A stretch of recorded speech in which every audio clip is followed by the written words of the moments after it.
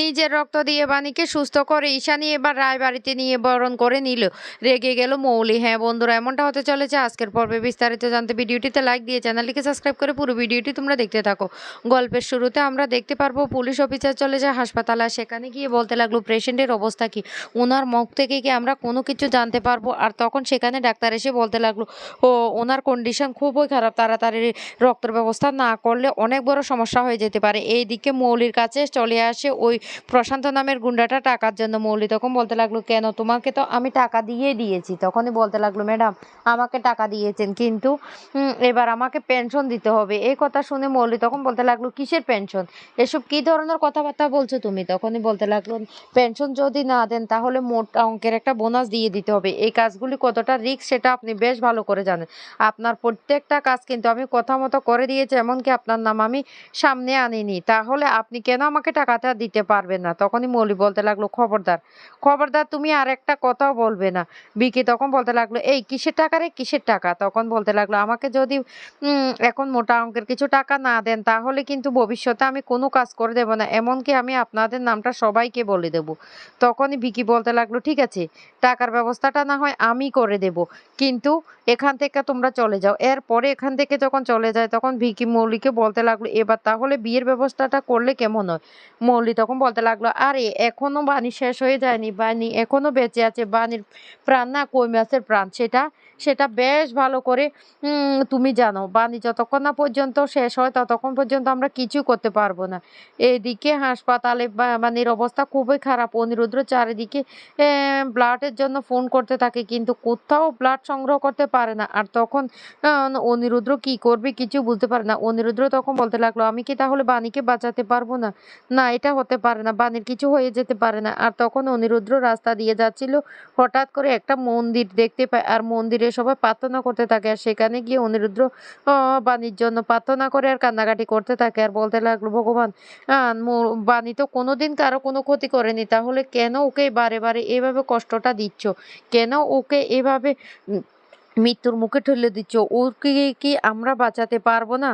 তখন এই কথা বলে কান্নাকাটি করতে থাকলে সেই মুহূর্তে সেখানে চলে আসে আর মৌলিকে দেখে তখন অনিরুদ্র প্রচন্ড রেগে যাওয়ার বলতে লাগলো এখানে তুমি কেন এসেছো, কেন এসেছো এখানে, নিশ্চয়ই এখানে এসেছো মজা দেখতে। তখনই এই মৌলি বলতে লাগলো কি কি বলছো অনিরুদ্র। অনিরুদ্র তখন বলতে লাগলো আমি জানি তুমি একজন খুনি, তুমি সব কিছু করতে পারো, আর তুমি এখানে এসেছো মজা লুটতে।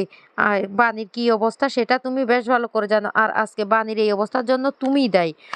অন্যদিকে ডাক্তারবাবু তখন ফোন করে ব্লাড জোগাড় হয়েছে কিনা। অনিরুদ্র তখন বলতে লাগলো না আমি এখনো ব্লাডটা জোগাড় করতে পারিনি। তখনই মৌলি বলতে লাগলো আমি এসেছি তোমাকে হেল্প করতে, আর তুমি এসব কথা বলছো। আমার কাছে ব্লাড আছে, তুমি যদি চাও আমি ব্লাডটা দিয়ে দিতে পারি, কিন্তু তোমাকে এই এই কাগজটাতে সাইন করে দিতে হবে। আর এটা হলো কোর্টের ব্ল্যাঙ্ক পেপার, আর সেখানে তোমাকে সাইন করে দিতে হবে। তখনই এই অনিরুদ্র মনে মনে বলতে লাগলো আমি জানি আমি এই কাগজটাতে সাইন করলে অনেক বড় প্রতারণার শিকার হব। মৌলিদের যে ধরনের মেয়ে, সে আমাকে নিজের কন্ট্রোলে রাখার চেষ্টা করবে, কিন্তু আমি কি করব। বাণীকে বাঁচাতে হলে আমাকে এই পেপারে সাইন করতে হবে। বোকার মতো আমি এই পেপারে সাইন করব, কারণ ওকে আমাকে বাঁচাতে হবে। অন্যদিকে দেখা যায় হাসপাতালে প্রশান্ত নামের ওই গুন্ডাটা চলে যায় বাণীকে মারার জন্য। আর যখনই বাণীকে মারতে যাবে তখন সেখানে চলে আসে ডাক্তারবাবুরা। ওদেরকে দেখে তখন ওই লোকটা লুকিয়ে পড়ে। এরপরে পালাতে গেলে নার্সের হাতে ধরা পড়ে। নার্স তখন চিৎকার করতে থাকে আর বলতে লাগলো কে আপনি, কে আপনি, এখানে কেন আপনি ঢুকেছেন। এই কথাগুলি বলে প্রশান্ত তখন বলতে লাগলো সে নাকি ওয়ার্ড বয়। তখনই নার্স বলে উঠে আপনাকে তো এর আগে কখনো দেখিনি, তাহলে আপনি এখানে কেন এসেছেন, আপনি নিশ্চয়ই এখানে কোনো ক্ষতি করার জন্য এসেছেন। আর নার্সের এই কথা শুনে প্রশান্ত তখন দৌড়ে পালানোর চেষ্টা করতে থাকে। আর সেই মুহূর্তে প্রশান্ত ও ধাক্কা লেগে পড়ে যায় অনিরুদ্রর সামনে। আর অনিরুদ্র তখন বলতে লাগলো কে, কে আপনি। এদিকে বাণীর মেয়ে দেখে ফেলে সে প্রশান্তকে, আর দেখে সে চিনতে পারে যে ছুরিটা ওই মেরেছে। তখনই বাণীর মেয়ে চিৎকার করে বলতে লাগলো ওই তো মায়ের খুনি, মায়ের খুনি পালিয়ে যাচ্ছে। এই বলে মেয়েটাও পিছন পিছন দৌড়তে থাকে। আর তখন সে প্রশান্ত নামের ছেলেটি মেয়ে মাম্মামকে কোলে তুলে নিয়ে যখনই মারতে যাবে তখনই অনিরুদ্র ওকে বাঁচিয়ে নেয়। আর মাম্মাম তখন বলতে লাগলো, বাবা বাবা ওই লোকটাই মাকে ছুরি মেরেছিল, আমি দেখেছিলাম ওই লোকটাকে তুমি কিছুতে ছাড়বে না, ওই লোকটাই খুন করে চেষ্টা করেছে। তখন অনিরুদ্র ওর পিছন পিছন ছুটতে থাকে আর এদিকে ওই প্রশান্ত নামের গুন্ডাটা পালিয়ে যাওয়ার চেষ্টা করে। আর তখন সেই মুহূর্তে ধরা পড়ে যায় অনিরুদ্রর হাতে। অনিরুদ্র তখন বলতে লাগলো, পালিয়ে যাবি কোথায়, কোথায় পালিয়ে যাবি, এই বল, বল কেন তুই ওকে মারতে এসেছিস, সত্যিটা বল। এদিকে তানিয়াকে কোলে নিয়ে বিদ্যুতের মা কান্নাকাটি করতে থাকে আর বলতে লাগলো, কি দিদিভাই তোমার কোথাও লাগেনি তো? তখন বানির মেয়ে বলতে লাগলো, না না আমার কোথাও লাগেনি ভালো ঠাম্মি, ওই লোকটা আমার মাকে ছুটা মেরেছে, আমি দেখতে পেয়েছি, ওকে বাবা ছেড়ো না, এই বলে কান্নাকাটি করতে থাকে। তখন অনিরুদ্র বলতে লাগলো, এই সত্যি করে বল, সত্যি করে বল বাণীকে কেন তুই মারতে গিয়েছিলি, তার মানে তুই বাণীকে ওই দিন ছুরিটা মেরেছিস, এখন আবার ওকে মারতে এসেছিস, বল সত্যিটা। কিন্তু কিছুতে ওই প্রশান্ত নামের গুন্ডাটা সত্যিটা স্বীকার করে না। তখন প্রচণ্ড রেগে যায় অনিরুদ্র আর অনিরুদ্র এমনভাবে মারতে থাকে, এক পর্যায়ে ও নিজেকে বাঁচানোর জন্য বলতে লাগলো, টাকার জন্য আমি এই কাজটা করেছি, টাকা মোটা অঙ্কের টাকা পেয়েছি। আর তখন অনিরুদ্র বলতে লাগলো, কি তুই তাহলে টাকার জন্য এই কাজটা করেছিস? কে তোকে টাকার জন্য এই কাজটা করতে বলেছে, বল সত্যিটা বল।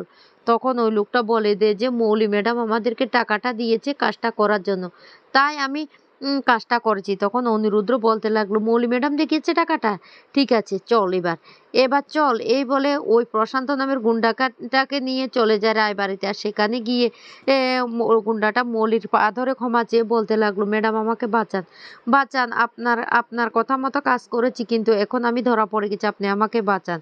তখন পিনাকিরা বলতে লাগলো, কি ব্যাপার, ওকে তোমরা এখানে নিয়ে এসেছো কেন? তখনই অনিরুদ্র বলতে লাগলো, ওকে আপনারা চিনতে পারেননি, ও হলো ওই এই লোকটা যে রে প্রশান্ত ওই মেয়েটার ভিকির গার্লফ্রেন্ডের স্বামী সেজে এসেছিল মনে আছে?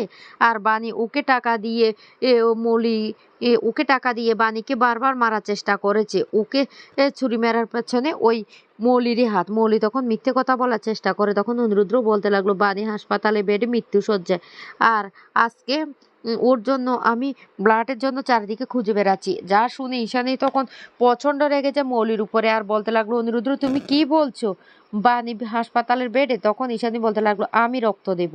এই বলে ঈশানী হাসপাতালে ছুটে যায় আর বাণীকে রক্ত দিয়ে সুস্থ করার চেষ্টা করে। ডাক্তার তখন বলতে লাগলো, সময় মতো আপনি যদি ব্লাডটা না দিতেন তাহলে কিন্তু আমরা পেশেন্টকে কিছুতে বাঁচাতে পারতাম না। তারপরে বাণী কে সুস্থ করে ঈশানী নিয়ে আসে সে রায়বাড়িতে। আর তখন দাদু পিনাকিরা সবাই রীতিমতো চমকে যায়। ঈশানী তখন বলতে লাগলো, বানি 1 মিনিট দাঁড়াও, আমি তোমাকে বরণ করে এ বাড়িতে রাখবো। মৌলি তখন বলতে লাগলো, মম মম তুমি কি পাগল হয়ে গেছে? তখন ঈশানী বলতে লাগলো, খবরদার আর একটা কথাও বলবে না, একটা কথাও বলবে না, তুমি এতটা নিচে নেমে যেতে কি করে পারলে? তুমি শেষ পর্যন্ত বাণীকে মারার জন্য লোক পাঠিয়েছো? আমি না এটা বিশ্বাস করতে পারছি না। নয়নতারা দেবী তখন কিছু বলার চেষ্টা করলে তখনই ঈশানী বলতে লাগলো, না না ছোট মা আপনি আর কোনো কথাই বলবেন না, বাণী